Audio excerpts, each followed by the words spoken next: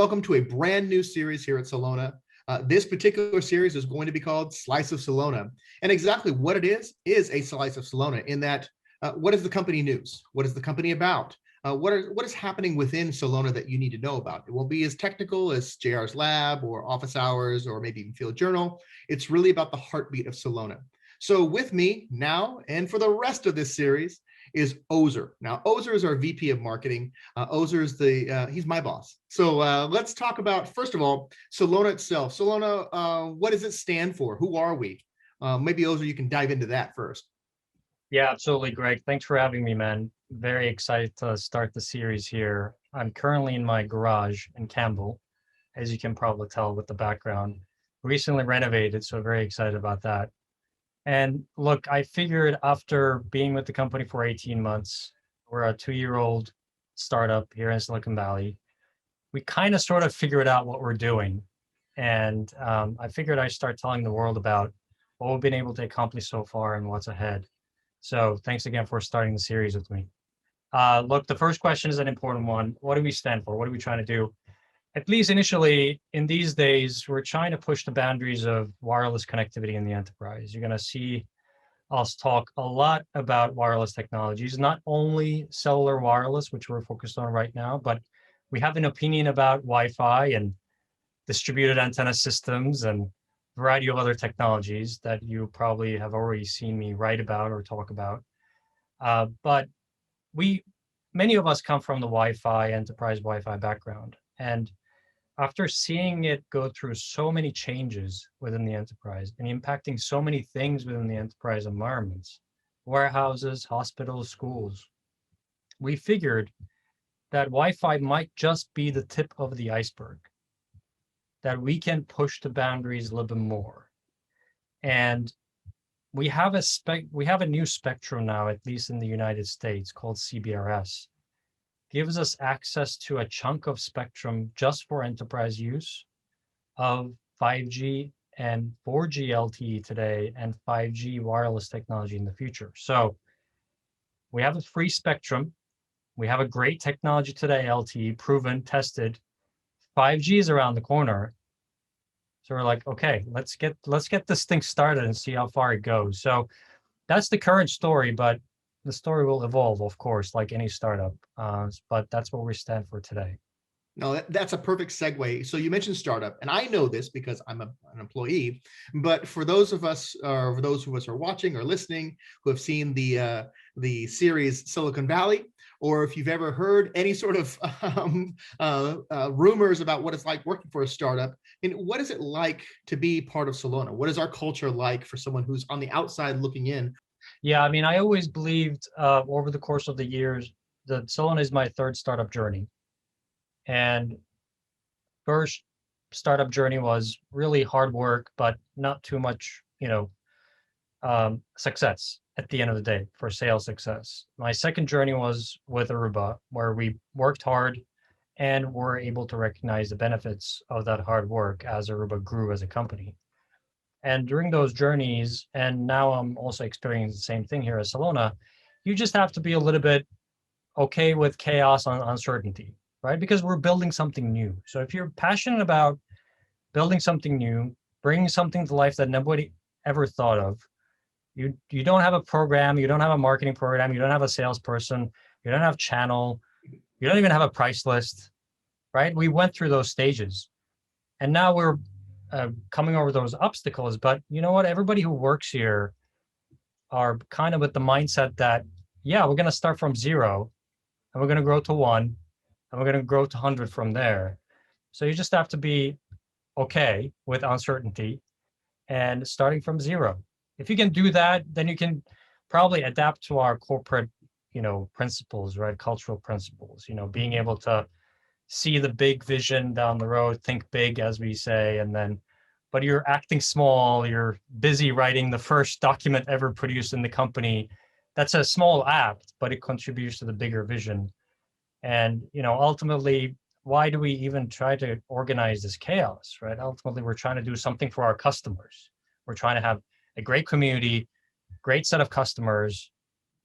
We want to be able to support them for many years to come.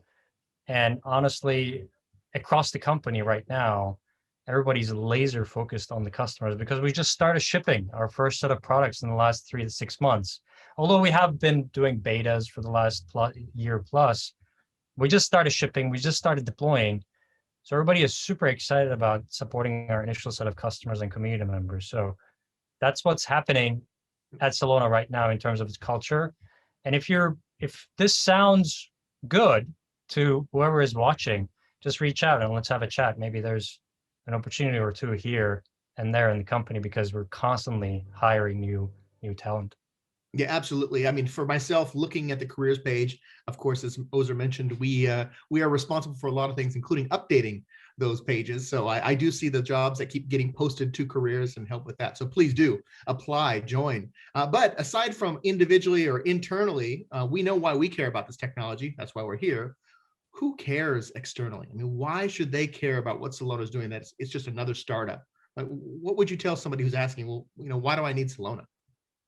Yeah, I mean, it's a great question. I think many enterprise environments have been addicted to the concept of being mobile and connecting their infrastructure wirelessly, right? So today, when you ask a teenager about internet connectivity, they think Wi-Fi.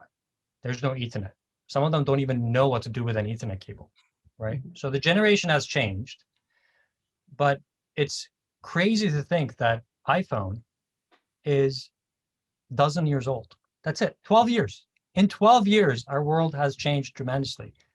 And that created a massive habit in the enterprise.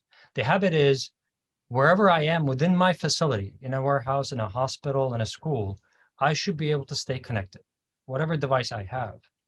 Now, that presents a great challenge for Wi-Fi networks, and Wi-Fi networks will continue to grow and will continue to solve challenges. But many of the customers that we've been talking to since the inception of the company say, you know what, my Wi-Fi network's great. I would like to add another express lane. I would like to add a technology like LTE that where I can guarantee performance to a specific application. I want it to be interference free. I want roaming to work much faster between access points, et cetera, et cetera, et cetera. That you can probably read on our website. I'm not going to dive into the technology here, but enterprises will have multiple radio technologies running in their environment. That's why I call it the tip of the iceberg. Wi-Fi has opened the door to this massive habit of being connected wherever you are, mobile, within the enterprise, within the campus, within your branch locations, while you're on the go. It's just tip of the iceberg. Now, 5G is going to open new doors, and we predict this train is not going to stop anytime soon. So a dozen years later, we're going to look back and say, remember that time when the CBRS was released and there was like a one device that was supporting it and it was an iPhone and it was such a big deal. A dozen years from now, I think we're going to look back and say, wow, that was the first years of private 5G. So I think that's what enterprises care. They don't want to miss the boat. They don't want to miss the boat of being more mobile, supporting more wireless users, getting more things done on the move. I think that's why they care.